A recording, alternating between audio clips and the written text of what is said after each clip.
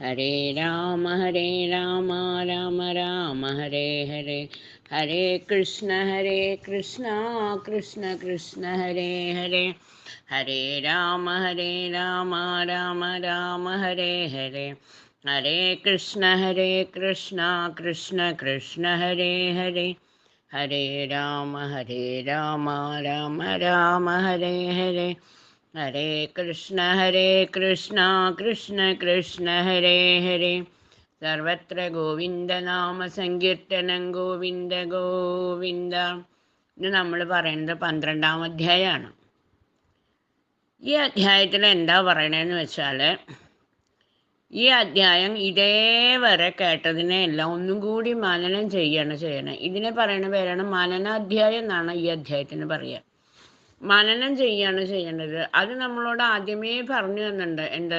ശ്രവണം ചെയ്തതൊക്കെ മനനം ചെയ്യണമെന്ന് മഹാത്മ്യത്തിലേ പറഞ്ഞു തന്നിട്ടുണ്ട്. അവിടുന്ന് തൊട്ട് പറഞ്ഞു തുടങ്ങിയിട്ടുള്ള കാര്യമാണത്. ഇനിയും നിങ്ങളൊന്നും ചെയ്തില്ലെങ്കിലോ എന്ന് വിചാരിച്ചിട്ട് ശ്രീ സുഖബ്രഹ്മർഷി എന്ത് ചെയ്തു? ഒരു പ്രാവശ്യം കൂടി അതൊക്കെ ഒന്ന് മനനം ചെയ്യിപ്പിച്ചിട്ട് വിട്ടാൽ മതി എന്ന് വേദവ്യാസർ വിചാരിച്ചു. അങ്ങനെയാണ് എന്ത്? ഈ മനനാധ്യായം സൂതനെ കൊണ്ട് മനനാധ്യായം ഒന്നും കൂടി ചെയ്യിപ്പിക്കുകയാണ് ചെയ്യണം. ഇനി ഇത് വീട്ടിൽ പോയിട്ട് ചെയ്യാമെന്ന് വിചാരിച്ച് മറക്കണ്ടെന്ന് വിചാരിച്ച് ഇവിടുന്ന് തന്നെ ചെയ്തോളൂ എന്ന് പറയണതാണ്. ഒന്നും കൂടി നമ്മളെ ഓർമ്മിപ്പിക്കുകയാണ്. അങ്ങനെ ആ മനനാധ്യായമാണ് ഇത്. വീണ്ടും ആ കഥകളെക്കുറിച്ചൊക്കെ ഒന്ന് ചുരുക്കി പറയാണ് സൂതൻ ചെയ്യുന്നത്. ഈ കഥകളൊക്കെ നമുക്ക് അറിയണ ഒരാളാണെങ്കിൽ ഈ 12-ാം അധ്യായം വായിച്ച ഭാഗവതം മുഴുവൻ നമ്മുടെ മനസ്സിലൂടെ ഓടിപ്പോവും.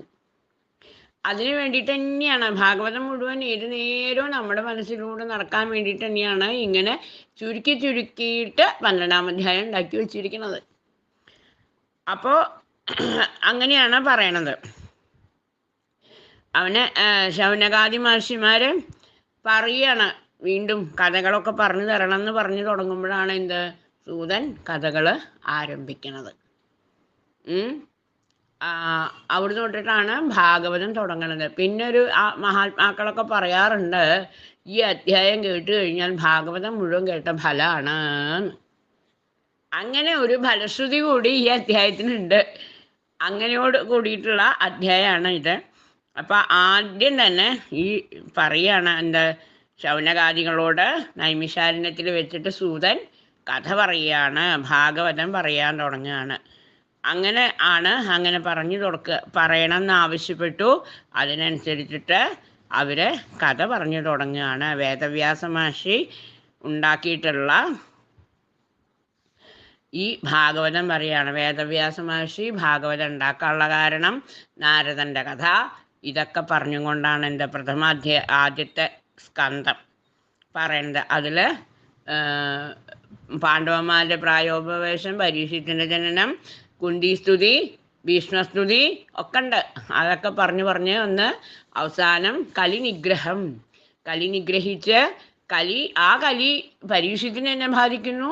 പരീക്ഷിത്ത് പ്രായോപവേശം ചെയ്തു, ജനമേജയനെ രാജാവാക്കി. ഗംഗാനടത്തിലിരിക്കുമ്പോൾ ആര് കയറി വരുന്നു? ശ്രീ സുഖബ്രഹ്മർഷി. ഇനി എന്ത് ചെയ്യണം? 7-ാമത്തെ ദിവസം തക്ഷകൻ കടിച്ച് മരിക്കും എന്നുള്ള ശാപത്തോടു കൂടി ഗംഗാനദിയുടെ തീരത്തിരിക്കുന്ന പരീക്ഷത്തിൻ്റെ അടുത്തേക്ക് ആര് കയറി വന്നു? ശ്രീ സുഖബ്രഹ്മർഷി കയറി വന്നു എന്ന് പറഞ്ഞുകൊണ്ടാണ് പ്രഥമസ്കന്ധം അവസാനിക്കുന്നത്.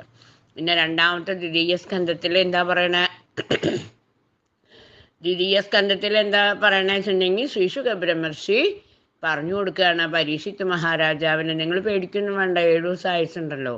ഗട്ടു അങ്ങനെ ആകെ 2 ഘടികദ്വയം മാത്രമേ ആയുസുണ്ടായിരുന്നുള്ളൂ. എന്നിട്ട് പോലും അയാൾ രക്ഷപ്പെട്ടുല്ലോ, അതുകൊണ്ട് പേടിക്കണ്ട എന്ന് പറഞ്ഞു കൊടുക്കുകയാണ്. അവിടുന്ന് തൊട്ടിട്ട് ദ്വിതീയ സ്കന്ധത്തിൽ ബാക്കിയുള്ള ഈ ലോകങ്ങൾ മുഴുവൻ ഭഗവാനാണ് എന്നൊക്കെ പറഞ്ഞുകൊണ്ട് ദ്വിതീയ സ്കന്ധത്തിലെ ബ്രഹ്മാവ് സൃഷ്ടി കാര്യങ്ങളെക്കുറിച്ചിട്ടാണ് പറയണത്. ആ സൃഷ്ടി സമയത്ത് ബ്രഹ്മാവ് വളരെയധികം സങ്കടപ്പെട്ടു. ഇതൊക്കെ എൻ്റെ കുട്ടികളാന്ന് പറഞ്ഞിട്ട് എനിക്കൊരു ബന്ധം വരുമല്ലോ എന്ന് പറഞ്ഞിട്ട് ബ്രഹ്മാവർക്കെ വിളിച്ചു. അപ്പോൾ ചതുശ്ലോകി ഭാഗവതം ഉപദേശിച്ചു എന്ന് പറഞ്ഞുകൊണ്ടാണ് ദ്വിതീയ സ്കന്ധം അവസാനിക്കുന്നത്. പിന്നെ ദ്വിതീയ സ്കന്ധത്തിൻ്റെ അവസാനത്തെ അധ്യായത്തിൽ ഈ പുരാണ ലക്ഷണങ്ങളെക്കുറിച്ച് പറയുന്നു. അവിടുന്ന് അങ്ങോട്ട് മുതലാണ്, തൃതീയ സ്കന്ധം മുതലാണ് പുരാണ ലക്ഷണങ്ങൾ തുടങ്ങുക. തൃതീയ സ്കന്ധത്തിൽ അപ്പം എന്താ പറയണത്, അങ്ങനെ ബ്രഹ്മാവ് നാരദൻ, അങ്ങനെ ഈ ദ്വിതീയ സ്കന്ധത്തിൽ പറയണ ഭഗവാൻ ബ്രഹ്മാവിന് ഉപദേശിച്ചു, ബ്രഹ്മാവ് നാരദന് ഉപദേശിച്ചു, നാരദൻ വേദവ്യാസ മഹർഷിക്ക് ഉപദേശിച്ചു. അങ്ങനെയാണ് വേദവ്യാസ മഹർഷി എല്ലാവർക്കും ശ്രീശുകന് പറഞ്ഞു കൊടുത്തു, ശ്രീശുകൻ പരീക്ഷത്തിന് പറഞ്ഞു കൊടുത്തു, പരീക്ഷത്തിന് ശ്രീശുകൻ പറയുന്നത് ആര് കേട്ടു, സൂതൻ കേട്ടു, സൂതൻ ശൗനകാദികൾക്ക് പറഞ്ഞു കൊടുത്തു. അങ്ങനെ ശിഷ്യ പരമ്പരയായിട്ട് അതിങ്ങനെ വന്നുകൊണ്ടിരിക്കുകയാണ്. ഇപ്പം നമ്മൾ കേട്ടുകൊണ്ടിരിക്കുന്നു എന്നൊക്കെ പറഞ്ഞുകൊണ്ടാണ് ദ്വിതീയ സ്കന്ധം അവസാനിക്കണത്. തൃതീയ സ്കന്ധത്തിൽ എന്താ പറയണേ, തൃതീയത്തിൽ ഉദ്ധവ ഇതൊക്കെ പറഞ്ഞു കൊടുത്തു. തൃതീയ സ്കന്ധത്തിൽ ആരൊക്കെയാണ് പറയണേ, ഉദ്ധവ വിദുര സംവാദം, വിദുരനും ഉദ്ധവനും കൂടിയിട്ട് കണ്ടുമുട്ടണ കാര്യങ്ങൾ, അത് കഴിഞ്ഞ് വിദുരൻ മൈത്രേയനുമായിട്ടുള്ള സംവാദം, അതൊക്കെയാണ് ഇതിൽ തൃതീയ സ്കന്ധത്തിൽ പറയണത്. തൃതീയത്തിൽ അങ്ങനെ പറഞ്ഞിട്ട് എന്തുണ്ടായി, വീണ്ടും വിദുരൻ വിദുരനോട് മൈത്രേയൻ പറഞ്ഞു കൊടുക്കുകയാണ് ബ്രഹ്മാവിൻ്റെ സൃഷ്ടി, വിരാട് സ്വരൂപം, കാലത്തിൻ്റെ ഗതിവിഗതികൾ, അതൊക്കെ പറഞ്ഞു കൊടുക്കുമ്പോൾ ശ്രീനാരായണൻ ബ്രഹ്മാവിൻ്റെ ഉൽപ്പത്തി അതൊക്കെ പറഞ്ഞു കൊടുക്കണ്ട. ശ്രീനാരായണനിൽ നിന്നും ബ്രഹ്മാവ് എങ്ങനെ ഉണ്ടായി, സൃഷ്ടി ഉണ്ടായി, അതൊക്കെ പറഞ്ഞു വന്നിട്ട് തൃതീയത്തിൽ അവസാനം എന്തായി, സൃഷ്ടി ഗംഭീരാക്കി വർണ്ണിച്ചു. അതിൽ നിന്ന് ഉൽപ്പത്തി വരാഹം എന്ന് പറഞ്ഞിട്ടുള്ള വരാഹാവതാരം കഥ പറഞ്ഞു കൊടുത്തു. വരാഹാവതാരം തൃതീയത്തിൽ ഗംഭീരമായിട്ട് പറഞ്ഞു കൊടുത്തു. അത് കഴിഞ്ഞിട്ട് തൃതീയ സ്കന്ധത്തിൽ പിന്നെന്താ പറഞ്ഞു കൊടുക്കണേ, വരാഹാവതാരം പറഞ്ഞു, മനുവിൻ്റെ വംശം വർണ്ണിക്കുകയാണ്. മനുവിൻ്റെ വംശം വർണ്ണിക്കുമ്പോൾ കാപിലോപദേശമാണ് പിന്നെ പറയണത് തൃതീയത്തിൽ.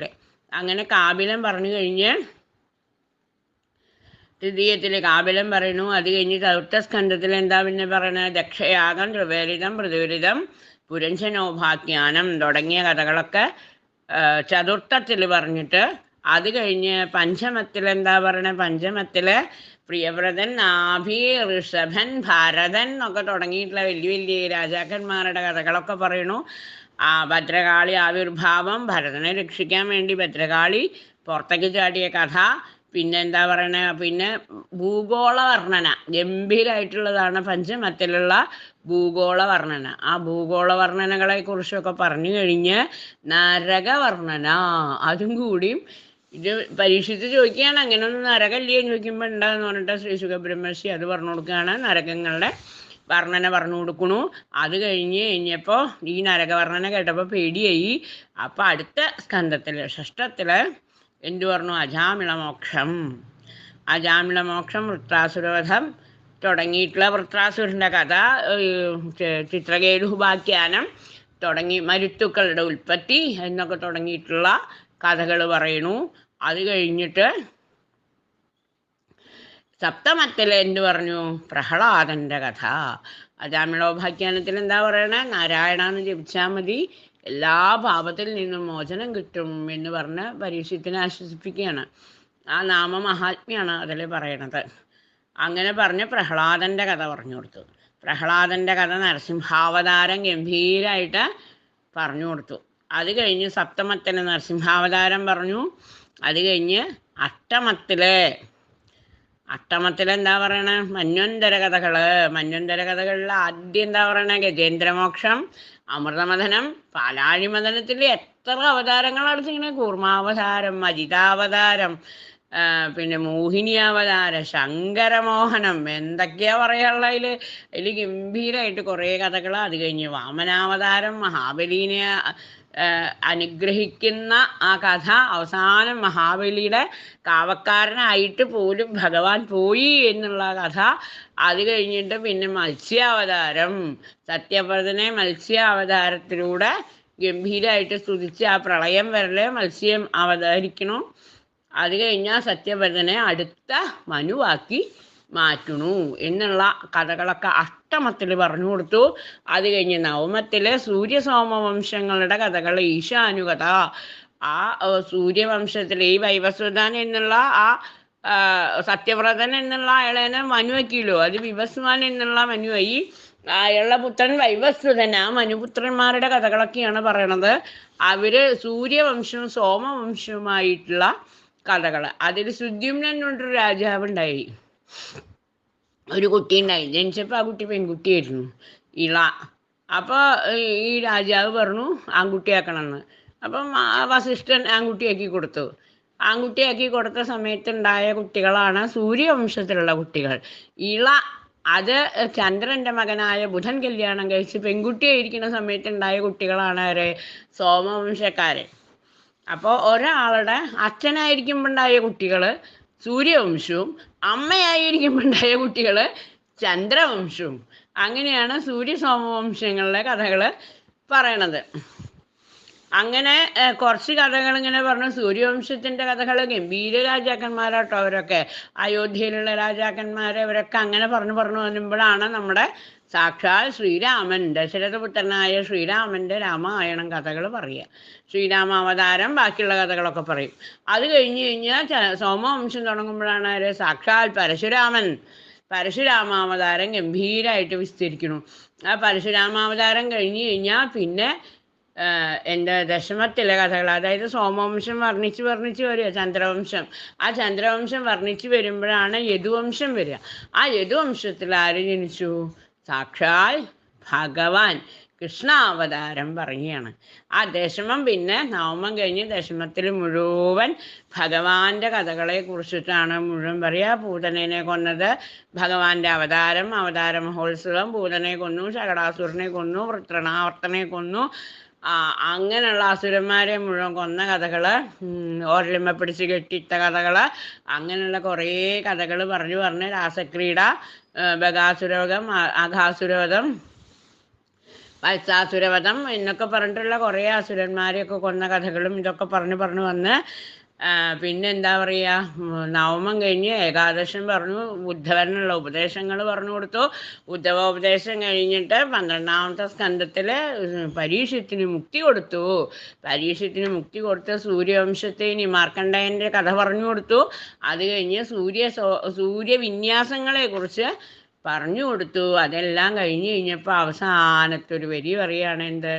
പതിത ചലിതശാറ്റ ക്ഷുത്വാ വാ വിവശോ ബ്രുവൻ ഹരേ നമ ഇത്യുച്ഛൈ മുച്യതേ സർവപാതകാൽ എന്ന് പറയാണ്. ഹരേ എന്നുള്ള 2 അക്ഷരം മാത്രം ജപിച്ചാൽ മതി, എല്ലാ പാപത്തിൽ നിന്നും നമ്മൾ മോചിക്കും. എങ്ങനെയോ ഉള്ളവനായിക്കോട്ടെ, പതിതനോ സ്ഖലിതനോ ആർത്തനോ ആരോ ആയിക്കോട്ടെ, എങ്ങനെയോ ഉള്ള ആൾക്കാരായിക്കോട്ടെ, ചണ്ടാളനോ എന്താ പറയുക ജാതിയല്ലാത്തവനോ എന്ത് വേശ്യസ്ത്രീയോ ആരോ ആയിക്കോട്ടെ, ഹരേ എന്നുള്ള ആ 2 അക്ഷരം ഉള്ള നാമം ജപിച്ചാൽ തന്നെ നമ്മളെല്ലാ പാപത്തിൽ നിന്നും, കള്ളനോ കൊള്ളക്കാരനോ ദുഷ്ടനോ ആരോ ആയിക്കോട്ടെ, അവരെല്ലാവരും ഹരേ എന്നുള്ള 2 അക്ഷരമുള്ള നാമം ജപിച്ചാൽ തന്നെ ഉറക്ക നാമം ജപിക്കൂ എന്നാണ്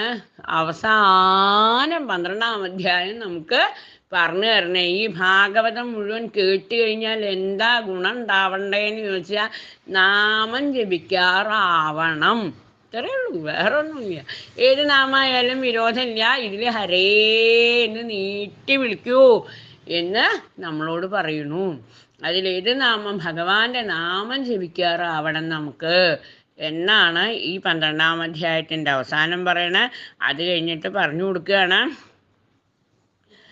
ആരായാലും ഇതിൻ്റെ ഫലം എത്രയാണെന്നൊന്നും പറയാൻ സാധിക്കില്ല. എൻ്റെ ഈ നാമത്തിൻ്റെ ഫലം എത്രയാണെന്ന് പറയാൻ സാധിക്കില്ല. അവർക്ക് യാതൊരു കാലദോഷങ്ങളും ബാധിക്കില്ല എന്നൊക്കെ പറയുകയാണ്. ശ്രീമദ് ഭാഗവതം പാടി കീർത്തനം ചെയ്ത് നടക്കുന്ന ആൾക്കാർക്ക് യാതൊരു കാലദോഷവും ബാധിക്കില്ല എന്ന സത്യമായിട്ടുള്ള കാര്യമാണ് എന്ന് പറയുന്നു. ഭഗവത് കഥകൾ വളരെയധികം എന്ത് ചെയ്യും, ദുഃഖാർണവത്തെ വറ്റിക്കുന്നു എന്നാണ് പറയണത്. ഭഗവത് കഥകൾ പറഞ്ഞാലാണ് നമ്മുടെ ദുഃഖങ്ങളൊക്കെ തീരുക എന്ന് പറഞ്ഞു. ഇത് ഈ ലോകത്തെ മുഴുവൻ ശുദ്ധീകരിക്കുന്നതാണ്. യാതൊരു വിഷയങ്ങളെ ഇനി കൊത്തിത്തിന്നുന്ന കാക്ക ഇതിലേക്ക് വരില്ല. ആരാ വരിക? പരബ്രഹ്മ, എന്താ പറയുക, ഹംസങ്ങളെ വരുള്ളൂ.